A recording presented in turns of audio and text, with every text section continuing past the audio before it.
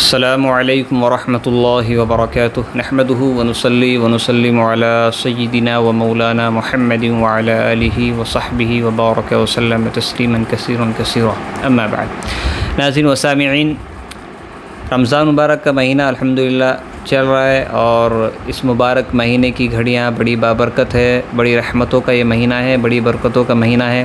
ایک عشرہ تو مکمل ہو چکا ہے اور دوسرے عشرے میں ہم داخل ہو چکے ہیں، تو میں چاہ رہا تھا کہ رمضان کے متعلق کچھ گفتگو کسی عالم سے کرائی جائے، تاکہ عوام اگر کوئی بات نہیں جانتی تو ان کو علم ہو جائے کہ رمضان کیا چیز ہے، اور اس کی فرضیت کا مقصد کیا ہے، اور اس کی فضیلت کیا ہے، اور زکوٰۃ کی فضیلت کیا ہے۔ ان تمام مسائل پر میں نے غور کیا، تو پھر میں نے حضرت سے ملاقات کی۔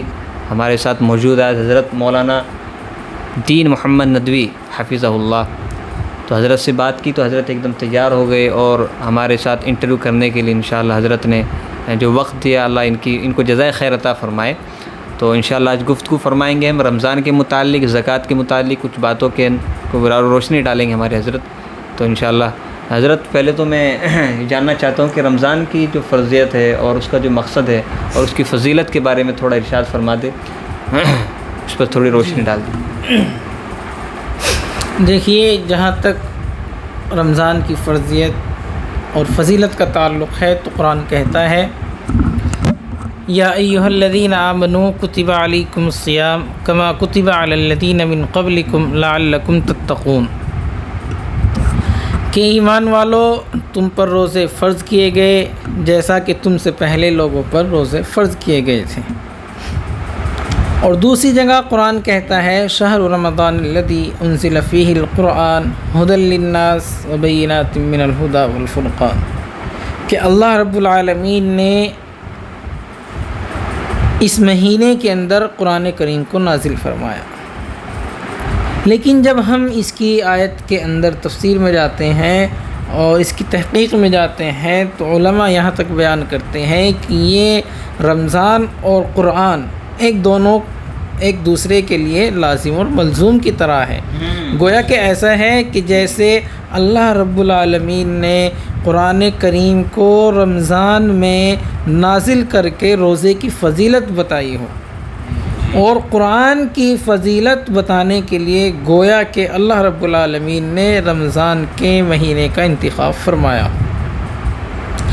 تو ناظرین، قرآن کہتا ہے کہ یہ قرآن کریم جو رمضان المبارک میں اللہ رب العالمین نے نازل فرمایا ہے، یہ اس لیے نازل فرمایا تاکہ لوگوں کو ہدایت پہنچ جائے۔ شہر رمضان الذی انزل فیہ القرآن ھدی للناس وبینات من الھدی والفرقان، حق اور باطل کے درمیان یہ قرآن کریم فیصلہ کر دے۔ اچھا، روزے کے متعلق تھوڑا سا مجھے کچھ سوالات کرنے تھے۔ روزے کے مسائل کے بارے میں ہے، جیسے بہت سارے لوگ یہ سمجھتے ہیں کہ سحری بھی نہیں کرتے اور بغیر سحری کے وہ روزہ رکھ لیتے۔ کیا بغیر سحری کے روزہ ہو جاتا ہے؟ اس پر تھوڑی روشنی ڈالیے۔ اور وہ چیزیں جن سے روزہ ٹوٹ جاتا ہے ان کے بارے میں ذرا تذکرہ فرمائیں۔ بہت سارے لوگ یہ سمجھتے ہیں کہ بال کاٹ لیے تو روزہ چلا گیا، یا یہ کہ ناخن کاٹ لیے تو روزہ چلا گیا، نہا لیا تو روزہ چلا گیا۔ اس طرح سے لا علمی ہے لوگوں کے اندر، تو اس پر تھوڑا سا آپ بتائیے کہ قرآن حدیث کی روشنی میں کیا چیزیں ہیں جن سے روزہ ٹوٹ جاتا ہے؟ جی دیکھیے، جہاں تک روزہ فاسد ہونے کا تعلق ہے تو اس میں یہ ہے کہ اگر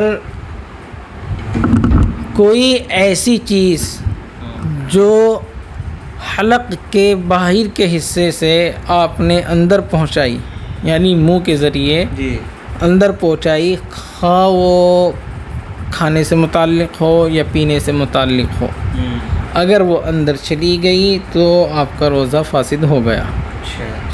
یا اسی طرح سے یہ کہ کہہ دینا کہ بال کاٹنے سے، ناخن تراشنے سے، خوشبو لگانے سے کہ روزہ فاسد ہو جاتا ہے یا نہیں ہو جاتا ہے، تو ناخن تراشنے سے اور بال کاٹنے سے روزہ فاسد نہیں ہوتا ہے۔ البتہ بات یہ ہے کہ جس طرح سے ہمارا روزہ ہے، اسی طرح سے ہماری جو باڈی ہے اس کے ہر عضو کا، ہر پارٹ کا روزہ ہوتا ہے۔ ناخن کا بھی ہوتا ہے، آنکھ کا بھی ہوتا ہے، کان کا بھی ہوتا ہے، ناک کا بھی ہوتا ہے، اور اسی طرح سے بالوں کا، ہر چیز کا جو ہمارے جسم سے متعلق ہے، جڑی ہوئی ہے ہر چیز کا اللہ رب العالمین روزہ ہوتا ہے اللہ کی طرف سے۔ تو بہتر یہ ہے کہ روزے کی حالت میں نہ تو ناخن تراشے جائے، نہ بال کٹوائے جائے، اور اس طرح کی جو بھی چیزیں ہو سکتی ہیں ان سے بچا جائے۔ اگر بائی چانس ہو بھی جائے یا کوئی ان ایمرجنسی کوئی اس طرح کی بات پیش آ جائے تو آپ کر بھی سکتے ہیں، روزے کے اندر کوئی فاسدیت کا معاملہ نہیں آئے گا۔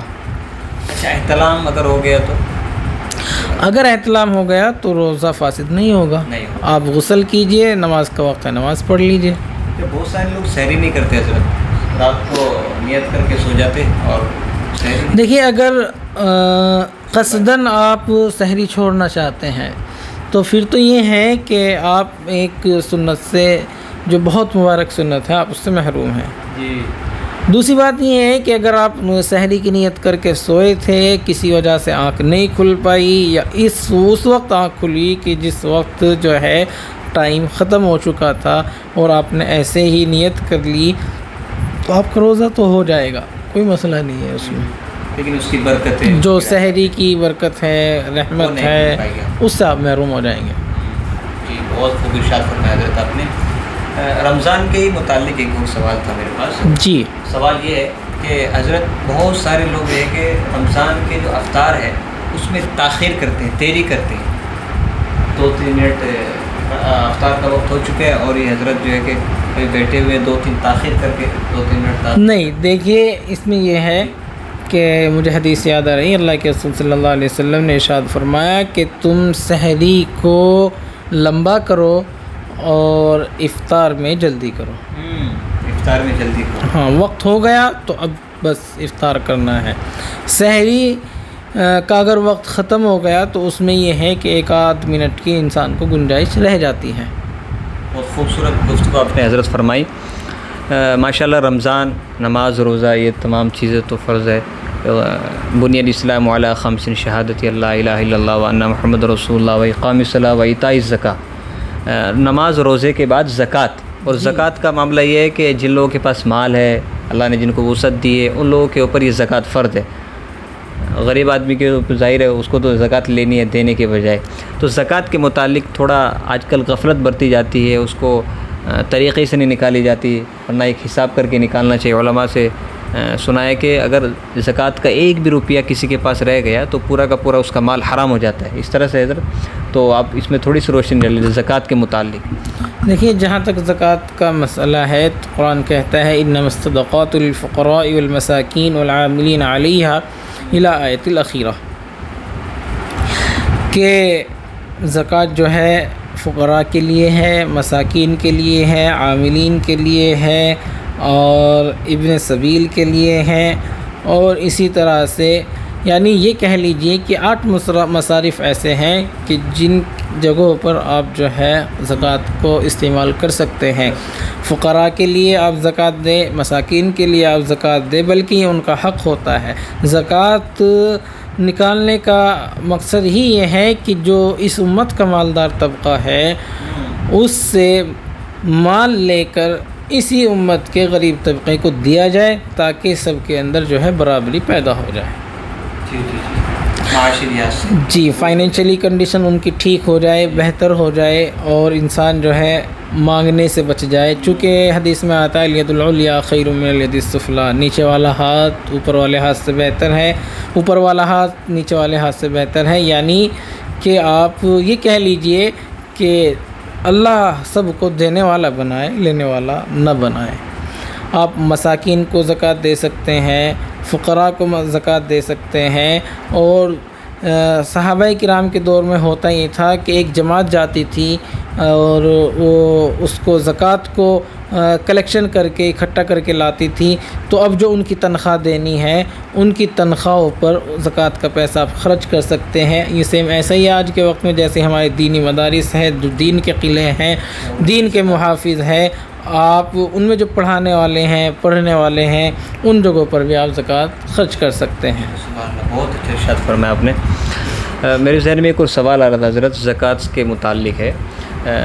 زکوٰۃ کا یہ جو ہے ماشاءاللہ اجتماعی طور پر زکوٰۃ نکالنا چاہیے کہ کیسا اس کا یہ نظام کیسا ہے زکوٰۃ؟ جیسے ہم نماز پڑھتے ہیں اجتماعی طور پر ہے، اور الحمدللہ حج کرتے ہیں اجتماعی طور پر ہے، تو زکوٰۃ کا بھی نظام جو تھا حضور علیہ الصلاۃ والسلام کے زمانے میں یہ تھا کہ اجتماعی طور پر زکوٰۃ نکالی جاتی۔ آج یہ نظام نہیں ہے، تو کیا زکوٰۃ اجتماعی طور پر ہونی چاہیے؟ آج بھی ضرورت ہے اس بات کی، کیونکہ اکثر طبقہ زکوٰۃ نہیں نکالتا، اور کسی کو علم بھی نہیں ہوتا کس نے نکالی ہے زکوٰۃ۔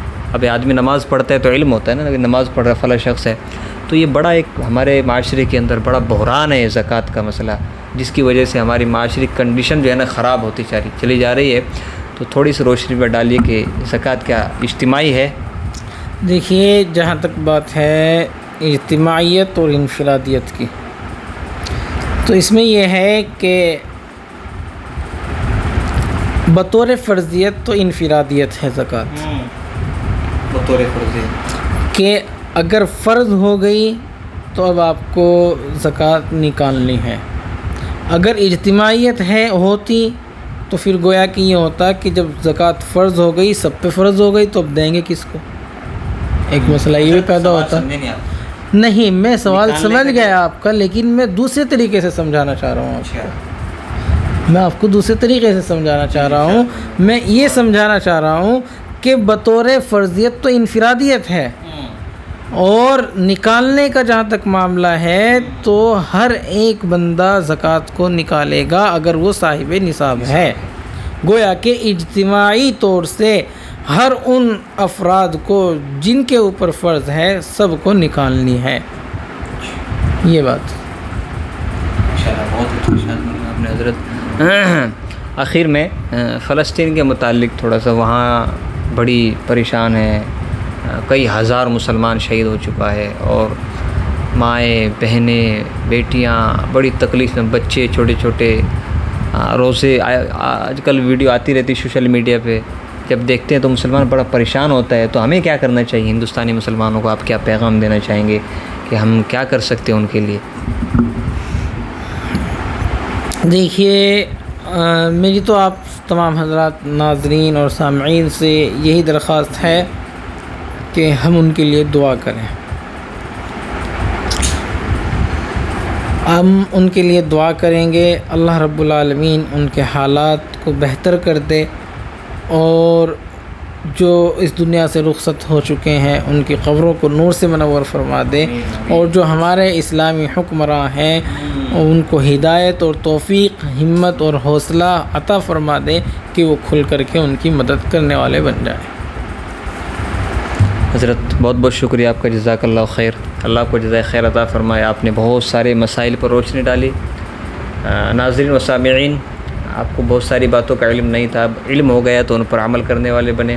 اللہ مجھے بھی عمل کرنے کی توفیق عطا فرمائے، اور تمام حضرات آپ کو بھی عمل کرنے کی توفیق عطا فرمائے۔ ہم رخصت ہوتے ہیں اسی گفتگو کے ساتھ، اور آپ تمام حضرات خوش رہے، اللہ آپ کو رمضان کی برکتوں سے مالا مال فرمائے، اور رحمتوں سے، برکتوں سے